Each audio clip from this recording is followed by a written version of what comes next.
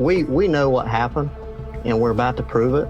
Okay. So the opportunity for you is now. If you want to look out for yourself, is to really just to tell us what happened. If this was something that Amy put you up to doing. Bro, just keep it a stack. Just be like, yeah, I went in there, did what I needed to do, got that money, and got up out of there. Have the skill set to go in here and do this, and y'all did benefit from the murders, okay? Because you got a lot of money. We've been through your financials. Yeah. Okay. We didn't get a lot of money from this. Y'all were struggling all up until the murders. The money found in your safe, there's money photos from Mike's computer that match the same serial numbers as the money that was found in the safe.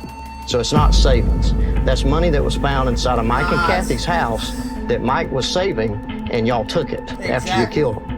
Okay? Absolutely. And I'm telling you right now, we're gonna prove it. If you think she's not gonna crack on you when we do, then you're mistaken. We're not here because we think you did it or you might have did it. We know you did it. Okay, we're just here as a courtesy. Another day, another dollar. Woo! Yes, sir! What's going on with you? Hopefully you having a beautiful day today. Hopefully you remain in abundant. Hopefully you remain in blessed. Hopefully you remain in prosperous. And words to my mother, if you're not one of those three things right there, I just want to offer you a little something called laughter and entertainment, man. Just laughter and entertainment. That's all I want to offer you. Just like how I said in the last video, thank you for that 500 subscribers right there, man. Thank you for that. We on a brand new journey now. We on that road to 1,000 subscribers now. Now, this is when this shit gonna start getting stank. This is when this shit gonna start getting a little bit critical, man. This is when you're gonna have to really lock in, because once I hit that 1K, brand new type of video today.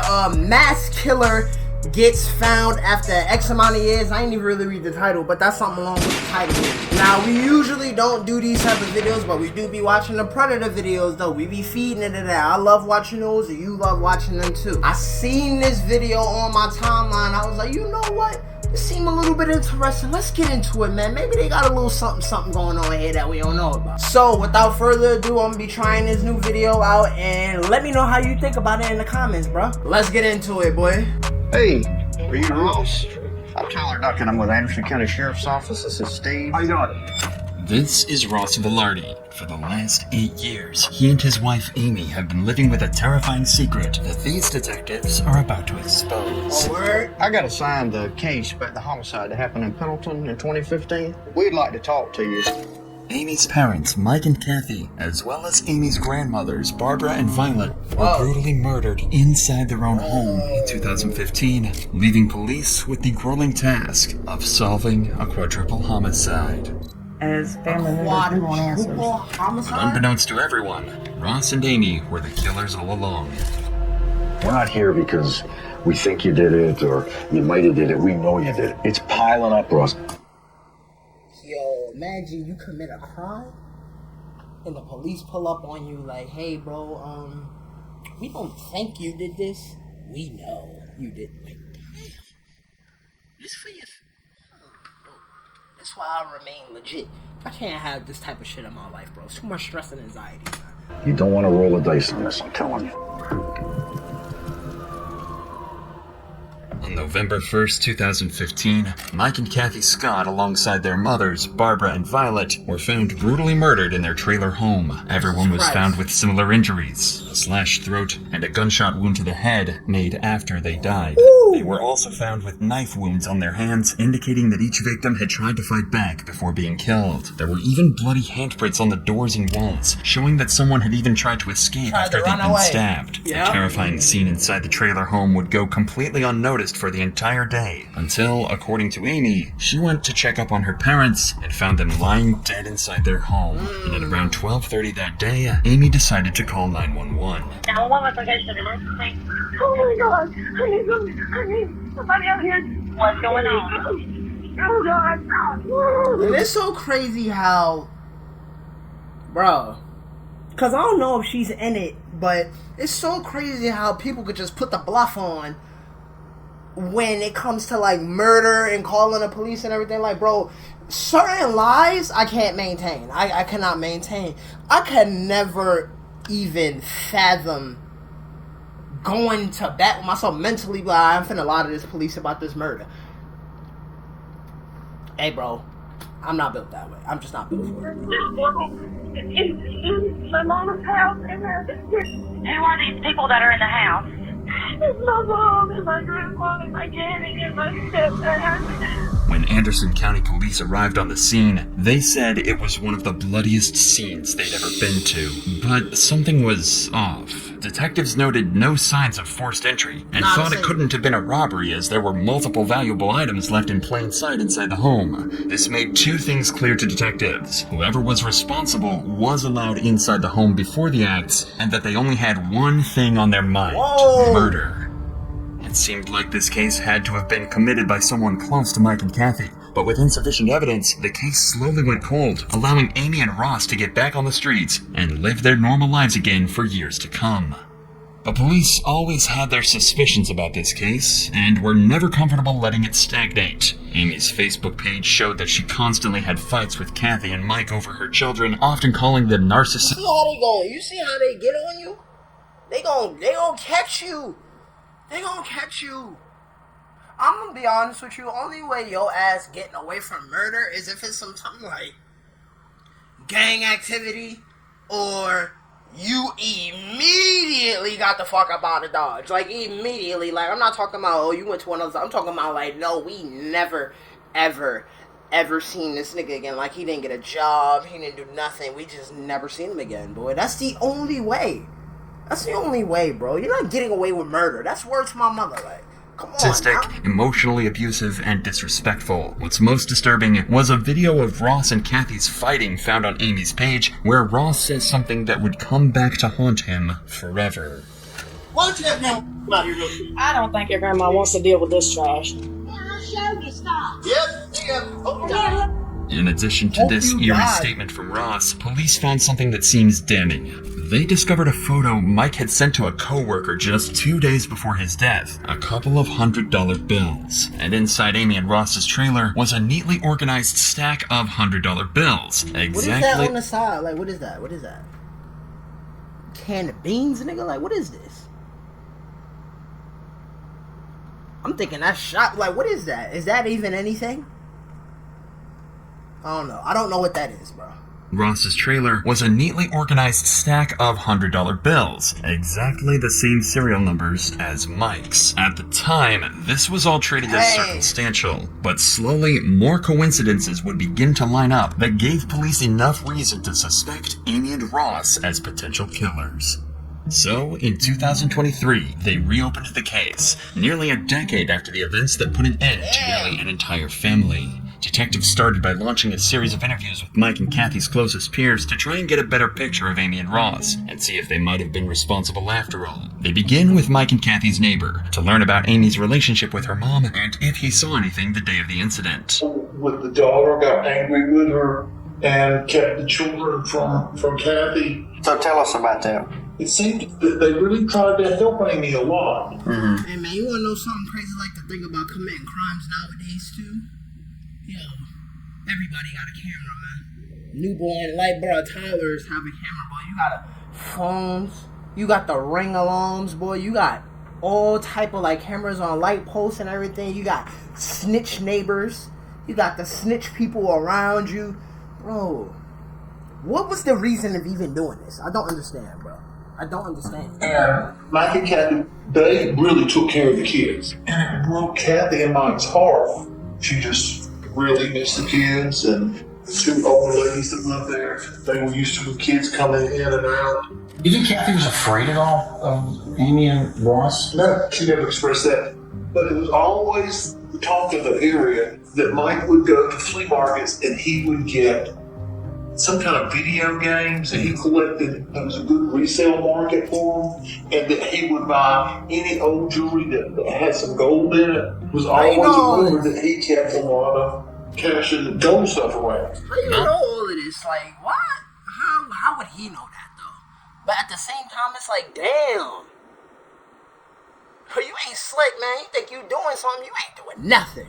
They gonna get you. They gonna get you. Listen to your grandmama when she said, they gonna get you. They gonna get you. only did Mike collect jewelry and other rare memorabilia, but it was well known in the community that Mike always had a large sum of cash with him because he feared putting money into the banking system. This made Mike a large target, especially amongst those who knew him well.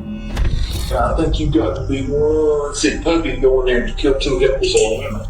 My thoughts that somebody came in and killed those people, I still have nightmares about that. This tells detectives that the murder could have been done for financial reasons, especially since this fact wasn't a secret at all. Couple this with the fact that Mike's money was currently sitting safely inside Ross and Amy's safe at home. A picture is starting to That's what I'm saying. All of his money? Like, it couldn't be all of his money, because then it's like, come on, bro. There had to be some of his money. What might have actually happened that night. But still, nothing is certain at all. And police next head to Roxy Voorhees, an ex-employee of Amy and Ross's, who worked at their pet grooming business during the months leading up to the crime. Roxy had spoken to Amy almost every day for months before the incident, so if anyone had some information to give, it'd be her. And they were exactly right. What they found was so sinister, it blew the case wide open. Ross had made a joke and said, do you want me to... It was a joke at the time. Right. And later I was like, holy... I'm glad I didn't say yeah. Amy, right? What was your job there? A bather. And I was learning in the process of grooming. When you worked for the shop, you said they were just getting started, so they weren't very successful yet. They appeared that they were fine. Okay. But then I would hear arguments of them, and a lot of it was money related. When I started... And see, just like that. See? It's like you never know, bruh. You got your man's money inside of the safe. It was the same serial numbers. You got these arguments going on Facebook and posting them. You was... Bro, I don't know. Been working for her, just seeing Kathy and Mike at the grooming shop. I was in the back grooming, so I didn't hear everything that was going on. But it was something to do with money. Okay. Throughout working there, she'd always tell me about how she was treated growing up and all of that. What kind of stuff would she say about how she was treated? She told me that she was always a daddy's girl, and she said her dad he was working on a car and it crushed him, and he was placed in the hospital. And her mom decided to pull the plug. She always hated her mom for that. Damn. Detectives learned that their grooming business wasn't as successful as they claimed it was. Based on bank records collected by police, Amy and Ross's proven income in 2013 was $25,622. However, in 2000... That's nothing. That's like quite literally nothing. That's a nigga that is not even a burger flipper. Like, you are the cleaner at Burger King. $25,000 ain't shit. Like, compared to where they living at, you know, that's probably okay, but $25,000 ain't a goddamn thing, bro. That's worth to everything. Shit, I'll probably kill $25,000 a year, bro. 2014, Ross spent $14,200 on a Ram truck, $5,700 on a Mustang, What? $10,000 on a Harley spent $5,000 on a Ram truck, $5,000... I'm not gonna lie. For $5,000, that's nice. For $5,000 though? That's nice. You can't even front and say that's not nice. $700 on a Mustang, $10,000 on a Harley FXE, and another $5,000 on a Harley XL. Close to $35,000 on luxury purchases, but an income of just $25,000. With these poor financial decisions, the couple needed money, and they needed it badly. In 2014, their business fell short, making just over $3,000 for the entire year. Things were bad, and they were on the brink of bankruptcy. So when the cops found $67,000 in cash hidden in their home, they knew something seriously strange was going on. Ross claims that he'd been saving the money for years, but detectives don't buy it at all. They're certain that, at a minimum... Yeah, that don't make no sense, boy. Your business is failing. You're about to be bankrupt, but you just got this $67,000 that you've been accumulating. Bro, hell no. You would have dumped all of that money trying to save your business.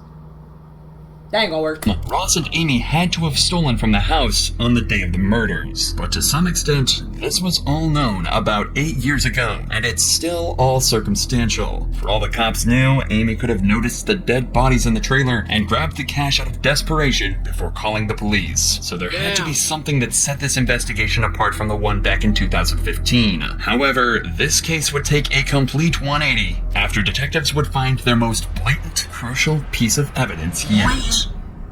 When going through all the CCTV cameras throughout the town on the day of the murders, police found footage of Ross walking out of the gas station that night. Nothing. Is this the town right here?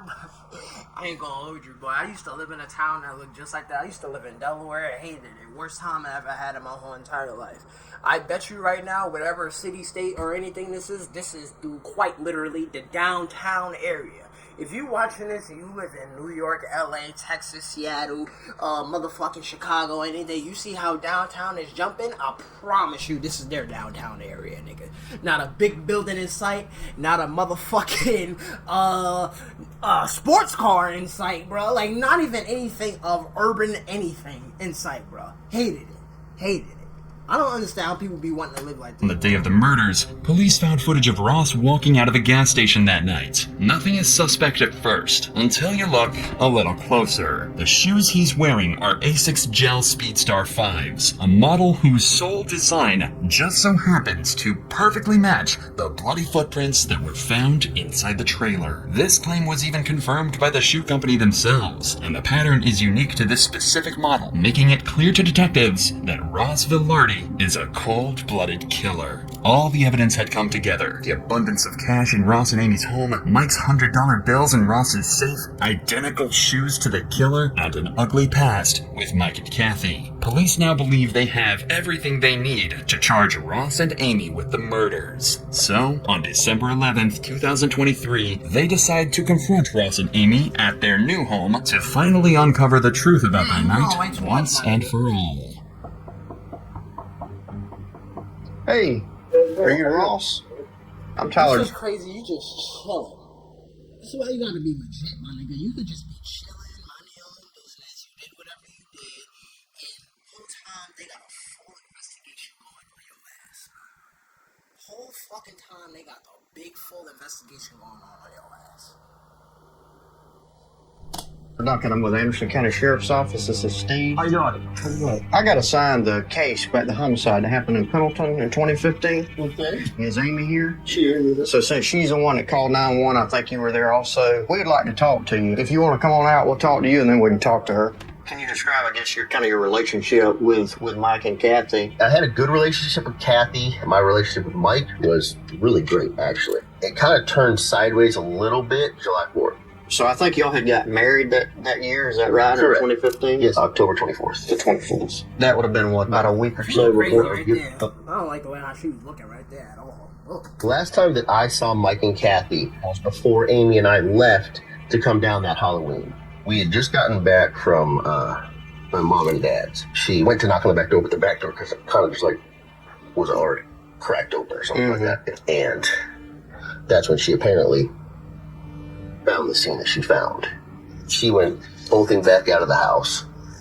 I think she called 911 before she called me, if I remember correctly. So you didn't go over to the other trailer? No. Over to Mike and Kathy's trailer? Correct. I never went in that trailer that day. So after You you... lying. They got everything. You lying. You are that bull-faced lying, bro. Last seen them, you never went in their place again. Correct, yeah. The detectives are baiting Ross into a trap, as they know based on the footprints that Ross did without a doubt step into the house on the night of the murders. We know that. Later on, they'll be able to confront Ross about these blatant lies in hopes they can shock him into a complete confession. There was a couple of things that kind of were red flags, but I don't know if they had anything to do with this or not. Mike bought and sold a lot of items, and some of the people that he was buying from were pretty shady sometimes. Wow. So that You gonna try to... No. You gonna try to put that on? Oh. Try again. that's another kind of red flag that I had as I was trying to just replay like events leading up to the homicide. Should I have seen something? We're just starting out with this. What do you? If you were us, what would you do? What do you think happened there, Ross? He's the first gentleman that's What? asked me that. Run that back. What you say? If you were us, what would you do? What do you think happened there, Ross? He's the first gentleman that's asked me that. TV shows that I watch always say, follow the money. And you find out where the real motives are. Ross is unknowingly Fucking stupid. That's exactly what they're doing. We followed the money. You fucking stupid.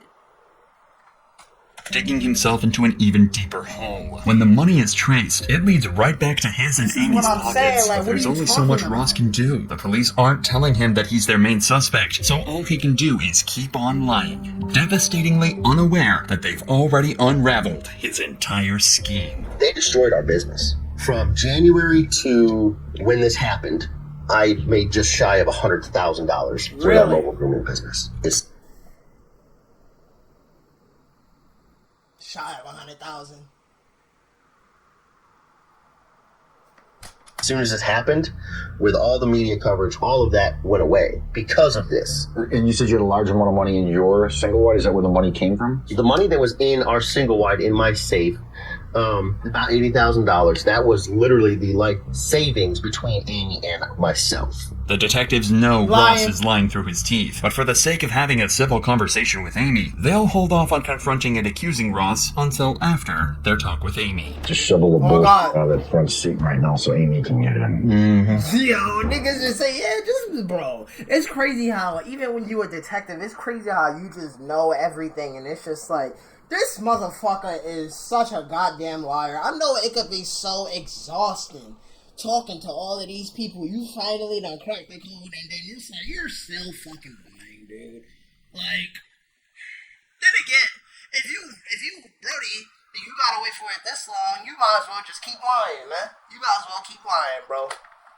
He's the victim, you know. Oh, I got that very quickly. But follow the money. Follow the money. Follow that money, boys. Yeah, I saw it. Every time he's talking, he can't look at you in the face. I know. You got a tiger by the tail here, nobody. Don't think you don't. This is a career case, let me tell you. Your grandmother, and then obviously Mr. Scott and his mom. What do you remember? What can you help us with? Where should we look? Yeah, me and my therapist talk about that a lot. Obviously, you gotta know finding people doesn't really leave you in the right state of mind. It can do things to you. Yes, ma'am. Yeah, sure. Especially when you orchestrated. Man. Yeah, I can barely remember the funerals. Ross, tell us a little bit about the relationship between, I guess, y'all and the family. Something happened? We got into it around 4th of July or something with Mike, but he wasn't a nice person at all. Because I told my mom, look, I don't like it.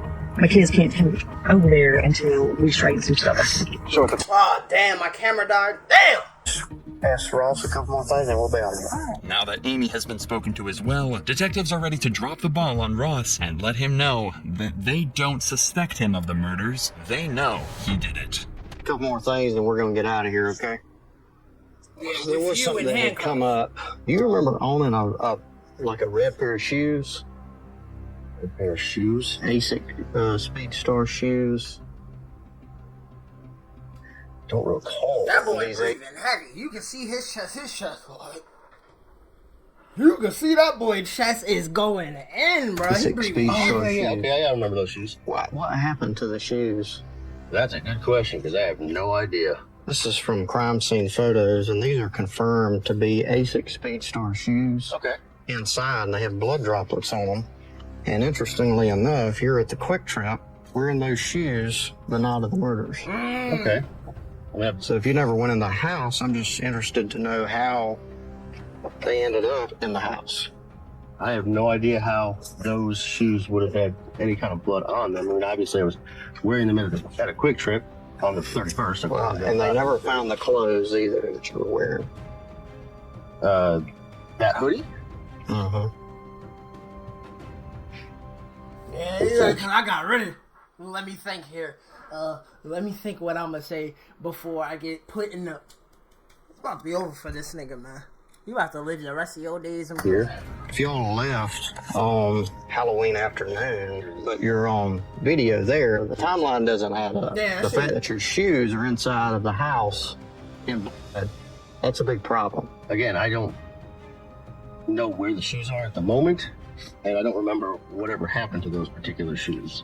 If something were to have happened that I had done, it would be stupid for me to wear them into the house and then wear them after that. Yeah, right? Right? Something like that. That's what I'm saying. They were never found.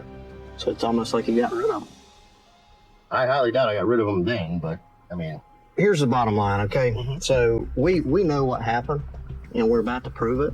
Okay. So the opportunity for you is now. If you want to look out for yourself, is to really just to tell us what happened. If this was something that Amy put you up to doing... Bro, just keep it a stat. Just be like, yeah, I went in there, did what I needed to do, got that money, and got up out of there, bro. Did what I needed to do. We needed bread. We was bankrupt. Hey, man. Just be honest. It is what it is. Because obviously you have the skill set to go in here and do this, and y'all did benefit from the murders, okay? Because you got a lot of money. We've been through your financials. Yeah. Okay. We didn't get a lot of money from this. Y'all were struggling all up until the murders. The money found in your safe, there's money photos from Mike's computer that match the same serial numbers as the money that was found in the safe. So it's not savings. That's money that was found inside of Mike and Kathy's house that Mike was saving, and y'all took it after you killed him. Okay? Absolutely. And I'm telling you right now, we're going to prove it. If you think she's not going to crack on you when we do, then you're mistaken. We're not here because we think you did it or you might have did it. We know you did it. Okay, we're just here as a courtesy. I'm just telling you, Ross. Financially, at the time, things were really bad. We got text messages between you and Amy saying you don't have the money a few weeks before. And you said it the best. Follow the money. We did that. We led right into your single wide. It's piling up, Ross. You don't want to roll the dice on us, I'm telling you. It's not going to come up pretty. If, for instance, Amy and I decided to, or if I decided to take a deal, Right. mine is going to be better than Amy's because I came to the trough first, right? Right. So, prison time, no matter what. Amy, prison time, no matter what. My 3 kids in here, they grew up without a father. Oh, well, yeah, you caught a body. Yeah. Talking about some strike a deal. Bro, you caught a body. It is what it is, man. You go into prison. You know, bro, I don't even know how old this dude is. They probably sending him there. You look like you about late 30s, finna be in your 40s or early 40s or anything like that, bro. You're getting life in prison, man. You evaded the cops for almost 10 years, bro. They're not gonna give you a slap on the wrist, man. They're not. My mother. Granted, my mother would be more than willing to take them. I understand that. We're not the ones who put you on this predicament. Now you're going to have to deal with the consequences. 10, 20 years in prison. That's best case minimum scenario. You're not getting 10 years in prison. You're getting life. You killed. I would imagine, right? It's better than the rest of your life or death, isn't it? I mean, it might as well be one of those two. By the time I get out, my kids aren't going to know who I am. I mean, the other option is I probably need to talk to a lawyer at this juncture here. All right, Ross. You're free to I go. respect that. Okay. All right? Yep. 4 days after these interviews, Amy and Ross were arrested in Pendleton, South Carolina, Of course. and were charged with the 4 brutal murders of Kathy Scott, Mike Scott, Barbara Scott, and Violet Taylor. The 2 are being held in prison without bond while they're tried in court. What the fuck? Murder, she wrote. Murder, she wrote. Nah, we ain't never gonna hear from the boys ever again, man. Don't kill nobody for money. Don't kill your family for money. Don't kill your friends for money. Don't do anything for money that's not morally compromising, dude. Stay blessed out here. Stay official. Stay sweet. All that shit, alright? I'll see you later.